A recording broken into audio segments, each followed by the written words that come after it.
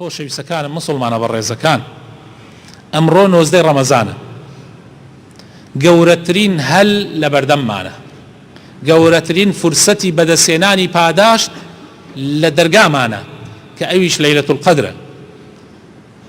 بەدەستهێنانی لەیلەتول قەدر یەکێکە لە گەورەترین پاداشتەکان ئەگەر خوای گەورە بیکاتە نەسیبمان. ئێمەش با بزانن خۆشەویستەکانم، گەنجە جوانەکان، ئێستا ئێوە هانتیایە ئێستا کورتترین شەوانی ساڵە، ئەم ڕەمەزانە کورتترین شەوانی ساڵە. ڕۆژە شەوانێک هەبوو کە ئێمە تایە لەیلەتول قەدرمان ئەگرت 2-3 جار خەومان لێ ئەکەوت، نەمان ئەتوانی لە شەوێکە جاری وا هەبوو نەمان ئەتوانی، نەمان ئەزانیت چۆن ئەو شەو بۆینە سەر ئەمەنە درێژ بوو.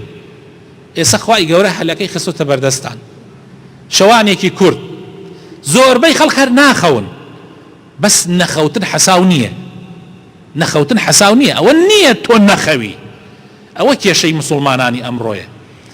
یعنی مسلمانانی ئەمڕۆ هەڵە لە دینەکەیان تێگەیشتون، وا ئەزانن تۆ نەخەوی خەریکی گوڵە بە ڕۆژە قرتاندن بی تا بەیانی تا نوێژی بەیانی تەواوی تر، خەریکی نەرگیلە کێشان بی تا بەیانی تەواوی تۆ لەیلەتول قەدر دەستکەوتووە. وەڵڵاهی براوان نییە،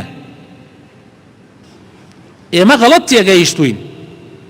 مەوزوعەکە عیبادەتکردنە، ئەو شەوانە ئیتر تەرخان بکرێ ئینسان تایە ذکر بکە، سەڵاوات بدە، یعنی بەرنامەیە بۆ خۆمان دانین. ئەو شەوانە مەسەلەن بۆ نمونە لای کەمەکەی، مەسەلەن بۆ نمونە 100 جار سبحان الله بکە، 100 جار الحەمدولله بکە، 100 جار الله ئەکبەر بکە، 100 جار لا إله إلا الله بکە، 100 جار سەڵاوات لەسەر پێغەمبەر بدە صلی الله عليه وسلم، 100 جار قل هو الله أحد بخوێنە. ئیتر بەرنامە بۆ خۆت دانە، ئەگەر بتوانی قورئان بخوێنی، بتوانی بێی بۆ مزگەوت و بەشداری نوێژی جەماعەتی مزگەوت بکەی کە ئێمە نوێژەکانمان لەو کاتە درێژ ئەبێ، ئیتر ئەو کاتانت بە خواپەرستی بۆرە سەر. هەوڵ بدە بازار مەکە مەگەر پێویست بێ. خۆشەویستەکانم سبحان الله، ئیسا ئەم فیتنە گەورەیە کەوتۆتە ناو مسلمانان، هەر گەیە دەشەوی ئەخیر ئیتر بازار ئەکرێتەوە.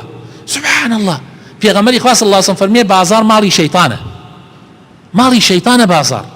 والله بازار ماڵی شەیطانە، بازار خێری تیا نییە، ئەڕۆی تایە نەزەرەکەی، ئەڕۆی تایە خەریکی گوناح و تاوان ئەبی، ئەڕۆی تایە شتێک ئەبیسیت کە خوا پێی ناخۆشە. بۆیە دوور بگرە لە بازار مەگەر زۆر پێویست بێ. حتا داوا ئەکەم لەوانەی کە دوکانیشیان هەیە، یعنی بۆ ئەوەندە هەڵپی دنیا، یعنی ئەگەر تو ئەو دەشەوە تەرخان کەی بۆ عیبادەتکردن و خواپەرستی چی، یعنی ئەمری لە برسە وە ڕۆژ دوکان بکەرەوە، بە شەو داینە بۆ خواپەرستی.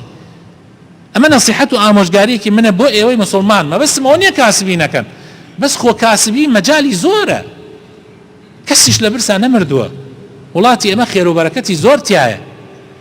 إنا أنزلناه في ليلة القدر. خوای تعالی ئەو قورئانەی لە شەوی قەدرا دابەزاندووە لەبەر گرنگی ئەو شەوە. سەرەتای ئەو قورئانە لە شەوی قەدرا دابەزی بۆ پێغەمبەری خوا صلی الله عليه وسلم. إنا أنزلناه في ليلة القدر وما أدراك ما ليلة القدر. بەتۆ چوزانی ئەی محەممەد چەند گەورەیە لەیلەتول قەدر. خوا بە پێغەمبەرە فەرمێت تۆ چوزانی چەند گەورەیە لەیلەتول قەدر. لەیلەتول قەدری خەیڕ من ئەلفی شەهر. لەیلەتول قەدر لە 1000 مانگ گەورەترە، لە 1000 مانگ خێری ئەو شەوە یەک سبحان الله لە 1000 مانگ گشت شەوێ سبحان الله بکەی گەورەترە. لەیلەتول قەدری خەیڕ من ئەلفی شەهر. تەنەزەل المەلائکەة، ئەو شەوە مەلائیکەکان دائەبەزن، والروح فيها، جبريل عليه السلام دائەبەزێ. من كل أمر سلام هي حتى مطلع الفجر. ئاشتی و هێمنی خوا بەربڵاو ئەبێتۆ لەسەر زەویە حتا بانگی بەیانی. پێغەمبەری خۆشەویستیشمان ئەفەرمێ من قام ليلة القدر إيمانا واحتسابا غفر له ما تقدم من ذنبه. ئەگەر خوا بیکا بە نەسیبت شەوی لەیلەتول قەدر بگریت بە جوانی بۆ خوا ئیمانن واحتسابا، باوەڕت پێی هەبێ و ئەجر و پاداشتەکەیشی بەس لە خوا گەرەکت بێ، خوا لە هەموو گوناحەکانت خۆشە بێ. تخوا مە عەفواتی عام نییە، ئەمە لێبوردنی گشتی نییە، فرسەتێکە زۆر گەورەیە لە دەستی خۆتانی مەدەن.